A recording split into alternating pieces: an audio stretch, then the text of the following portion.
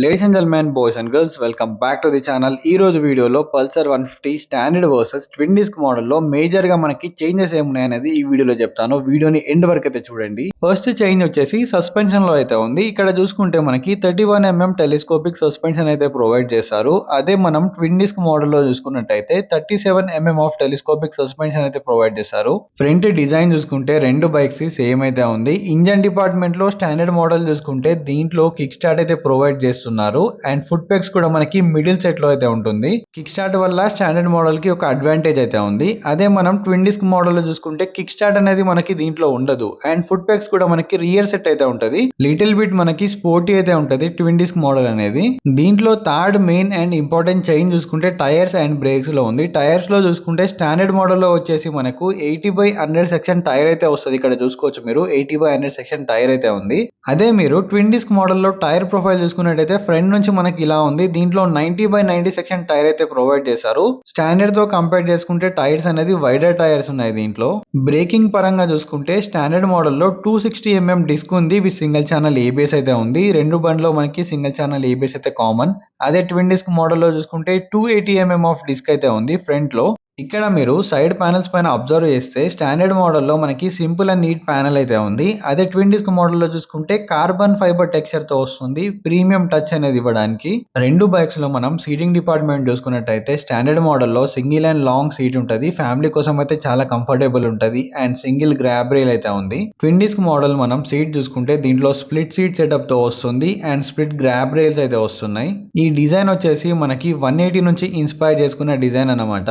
రెండు బైక్స్ లో rear suspension same ఉంది. టైర్స్ గురించి మాట్లాడితే స్టాండర్డ్ మోడల్ లో వచ్చేసి మనకి 100/90 సెక్షన్ 17 ఇంచ్ వీల్స్ అయితే ఉన్నాయి. ఇక్కడ మీరు చూడొచ్చు.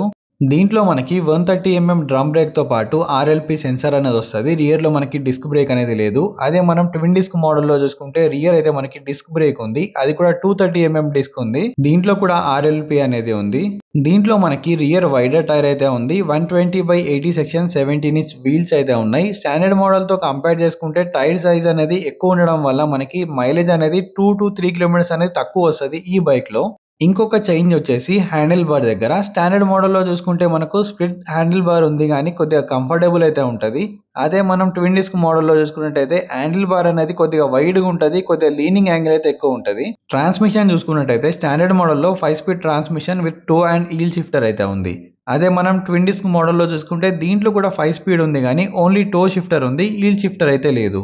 ట్విన్ డిస్క్ మోడల్లో మనకి ఫీమేల్ శారీ గార్డ్ ఉంది. దాంతో పాటు ఫీమేల్ ఫుట్ రెస్ట్ అనేది ఇవ్వలేదు. అండ్ దీంట్లో చూసుకుంటే ఓపెన్ చైన్ సిస్టమ్ ఉంది కాబట్టి చైన్ క్లీనింగ్ అండ్ లూబింగ్ అయితే కంపల్సరీగా చేయాలి.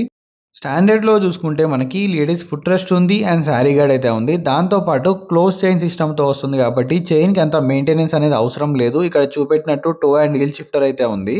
రెండు బైక్స్ మనకి ప్రైజెస్ చూసుకున్నట్టయితే స్టాండర్డ్ మోడల్ వచ్చేసి 1,12,000 రూపీస్ ఎక్స్ షోరూమ్ ప్రైస్ అయితే ఉంది. ఈ బైక్ వెయిట్ కూడా మనకి 148 kgs ఆఫ్ వెయిట్ అయితే ఉంటుంది. ట్విన్ డిస్క్ మోడల్ ప్రైస్ వచ్చేసి 1,16,000 అయితే ఉంది. ఈ బైక్ వెయిట్ వచ్చేసి 150 kgs అయితే ఉంటది. స్టాండర్డ్ మోడల్ తో కంపేర్ చేసుకుంటే 2 kgs ఎక్కువ ఉంటది. ఫైనల్ గా ఇవి ఈ బైక్ లో ఉన్న చేంజెస్. మరి ఈ రెండు బైక్స్ లో ఏ బైక్ కొనాలి అని నన్ను అడిగితే నేనైతే ఫ్యామిలీ కోసం ఎక్కువ కావాలి అనుకున్న వాళ్ళకి స్టాండర్డ్ మోడల్ అయితే సజెస్ట్ చేస్తాను. మాకు మంచి సస్పెన్షన్ కావాలి, టైర్స్ కావాలి అండ్ బెటర్ బ్రేకింగ్ ఉండాలి, కూర్చున్నప్పుడు లిటిల్ బిట్ లీనింగ్ యాంగిల్ అనేది ఉండాలి అనుకున్న వాళ్ళకి ట్విన్ డిస్క్ మోడల్ అయితే సజెస్ట్ చేస్తాను నేను. ఓన్లీ మనకు రైడింగ్ కంఫర్ట్ లో అయితే చేంజ్ అయితే ఉంటుంది. స్టాండర్డ్ మోడల్ తో కంపేర్ చేసుకుంటే దీంట్లో మనకి 2 నుంచి 3 కిలోమీటర్స్ మైలేజ్ అనేది తక్కువ వస్తుంది. ఎందుకంటే టైర్స్ అనేది వైడర్ టైర్స్ ఉన్నాయి కాబట్టి. ఇది ఇవాళటి వీడియో. మళ్ళీ ఒక ఇంట్రెస్టింగ్ వీడియోతో మీ ముందుకు వస్తాను. Until then keep loving, keep supporting. Signing off your moto boy VK.